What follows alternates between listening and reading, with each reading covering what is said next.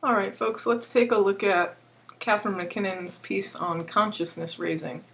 This text should be pretty straightforward. It's pretty clearly written and quite accessible, but I will briefly go over some of the main points in MacKinnon's text.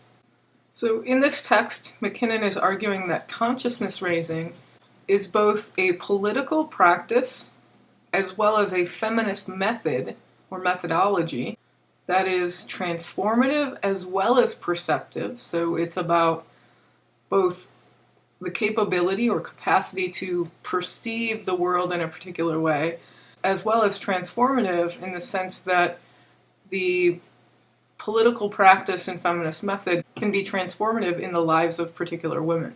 So consciousness raising is a political practice and a feminist method that is both transformative and perceptive, since social attitudes and material conditions are reciprocally constitutive of women's oppression.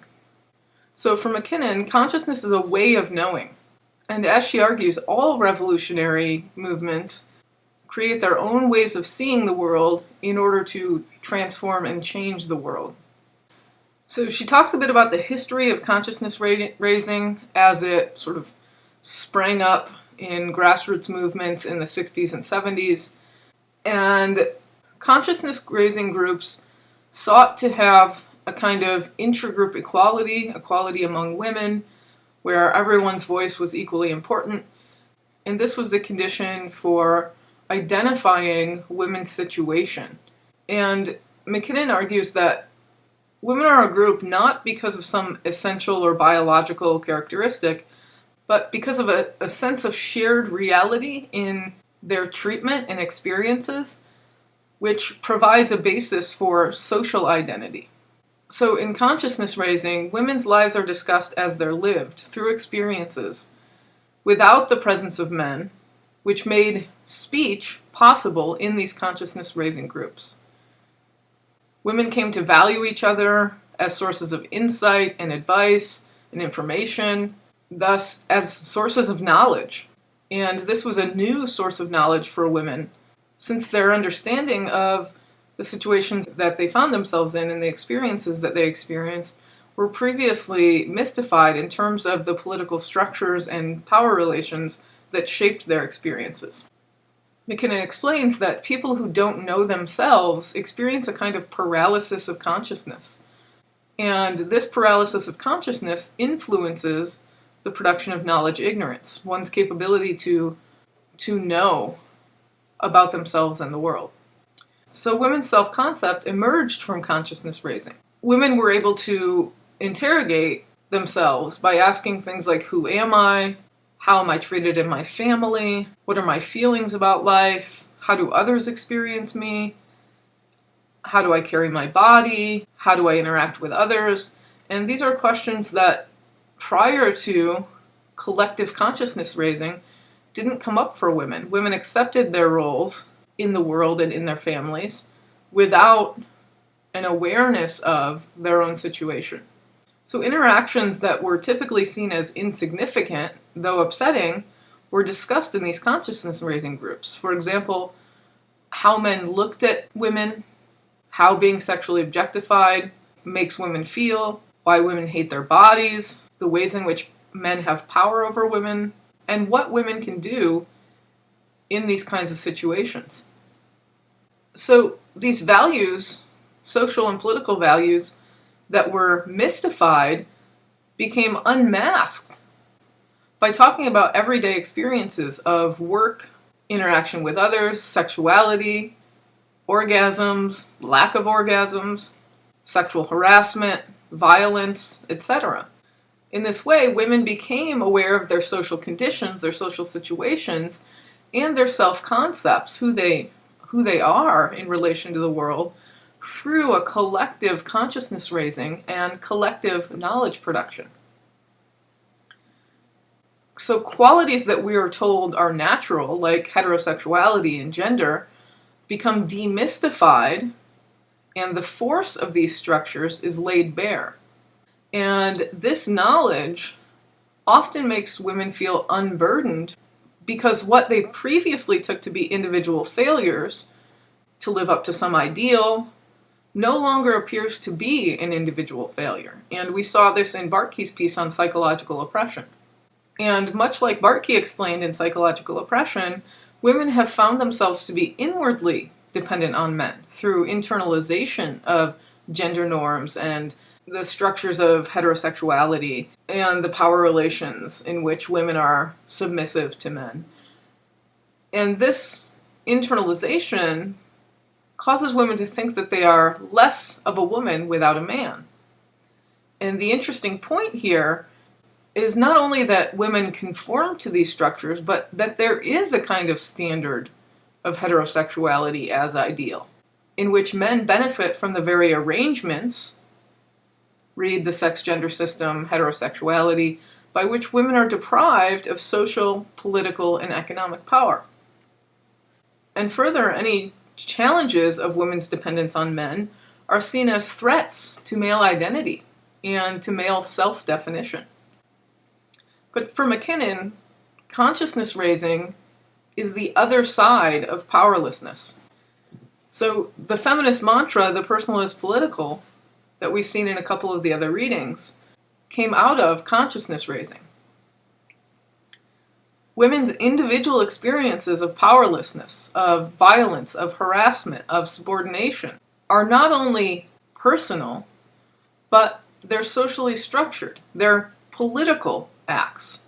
So consciousness raising calls into question the givenness, the naturalness of social relations by understanding women's situations as they are lived.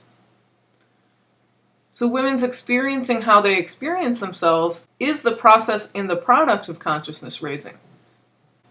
And this is the core method of knowing about the world. So it's not only a practice, it's an epistemology. It's a way of knowing the world. Consciousness raising is not a scientific method aimed at objectivity, in the sense that objectivity is a relation between some abstract, disinterested knower and some known object. And as we've seen, contemporary epistemologists, not only feminist epistemologists, but social epistemologists and other even mainstream epistemologists would reject this view that knowledge simply is a relation between an object to be known and an abstract, disinterested knower.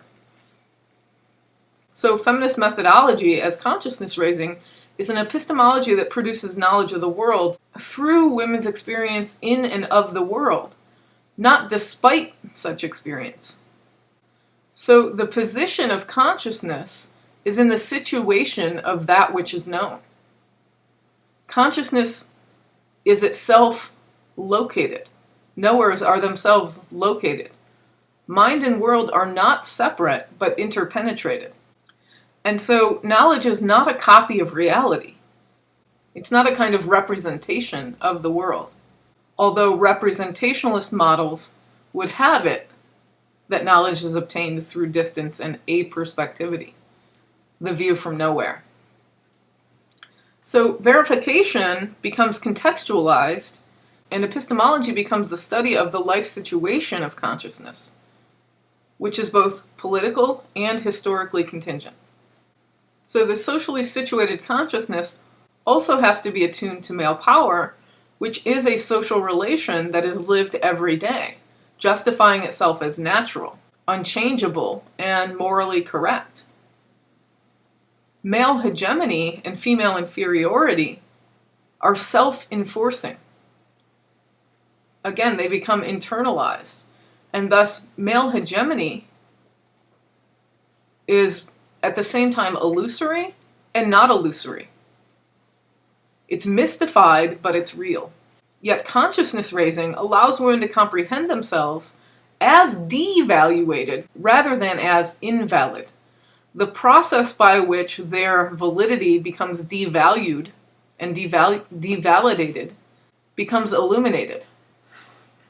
So rather than seeing themselves as wrong, as invalid, as inferior, consciousness raising allows a collective knowledge production in which women can see the process by which They are made to be inferior, disvalued, invalidated. It also allows women's feelings to be appropriate responses to their conditions and situations. And understanding their situations allows women to see that there is another reality, that there can be another reality, that it's not a given, natural fact about the world that women are inferior, disvalued, and invalidated. Although there is objective data about women's situation, for example, the fact that women are still paid 30-some cents less on the dollar than men, yet this kind of objective data doesn't allow women to see that this inequality, this hegemony, this dominance is not natural. It's changeable. There can be other ways of being and knowing. Only through consciousness raising can women's situation be known for what it is, and only through consciousness raising can women know that it can be otherwise. So consciousness raising illuminates the fact that although women are in subordinate roles that are not random or individual, they're not merely personal, but they're political, women can see the possibility of knowing themselves and their worlds and understanding their situations, and women can thus act differently. So women come to see themselves as shaped in the image of subordination and oppression, yet at the same time struggling against it. So feminism, through consciousness raising, tracks who a woman becomes growing up female in a male-dominated society. It reveals that male power is real, but also that it's not the only reality, although it claims to be. Male power, male knowledge, claims to be universal, natural, given.